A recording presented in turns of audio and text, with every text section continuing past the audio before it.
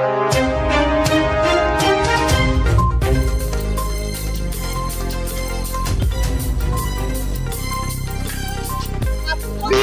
का आदमी लोग हमको ठेठ कर रहे हैं कि घर चलेगा, वोट देना नहीं पड़ेगा। ये क्यों? একদিনে ইছাপুরে সব যুদ্ধের বন্দুক তৈরি হতো, আর আজ কিন্তু ইছাপুর অর্ডারও পায় না।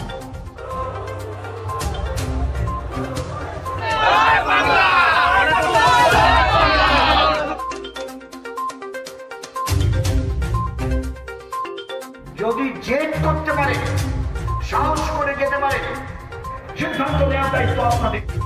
অন্ধকারের উৎস হতে উচ্চারিত আলো,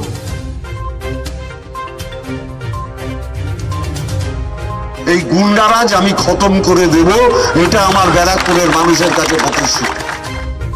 ব্যারাকপুর লোকসভা কেন্দ্রে অর্জুন সিংকে বিপুল ভোটের ব্যবধানে ধরাশায়ী করে জয়ী হলেন তৃণমূল কংগ্রেস প্রার্থী পার্থ ভৌমিক। ব্যারাকপুরের রাজনীতির নতুন মহাভারত। 2021 সালের বিধানসভা নির্বাচনে বিজেপির খুব একটা আশাপ্রদ ফল না হওয়ায় তৃণমূলমুখী হন অর্জুন সিং। তবে 2024-এর ভোটে টিকিট না মেলায় ফের বিজেপিতেই প্রত্যাবর্তন করেন অর্জুন।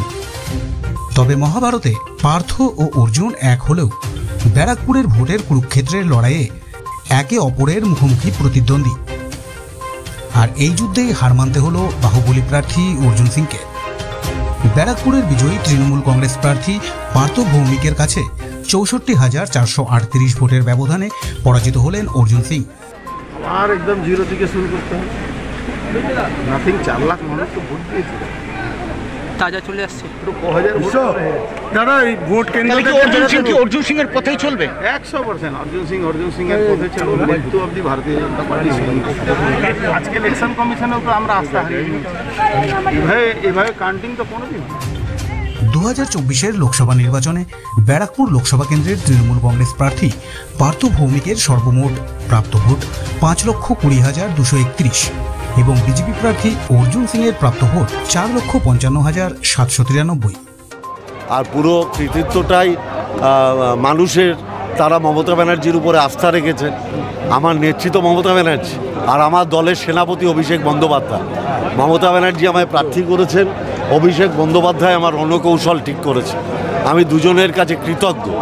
আর সবচেয়ে আমি আরেকজনকে ধন্যবাদ জানাতে চাই এই সুযোগে, যে আমি আপনারা শুনলে একটু অবাক হয়ে যাবেন, আমি শুভেন্দু অধিকারীকে ধন্যবাদ জানাতে চাই। কারণ তিনি যদি অর্জুন সিংকে ক্যান্ডিডেট না করতেন তাহলে এই সিটটা এত সহজে আমি জিততে পারতাম না। আমার 1 পয়েন্ট প্রোগ্রাম গুন্ডারাজ খতম করা। আমি আবার বলছি, বিজেপি ভূমিপুত্রদের সম্মান দেয় না, তার ফল ব্যারাকপুরে ভোগ করেছে।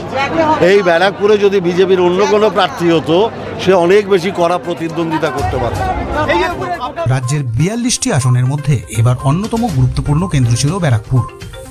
তৃণমূল ছেড়ে বিজেপিতে যোগদানের পর একাধিকবার বিভিন্ন ইস্যু নিয়ে রাজ্যের শাসক গোষ্ঠীর বিরুদ্ধে সোচ্চার হতে দেখা যায় অর্জুন সিংকে।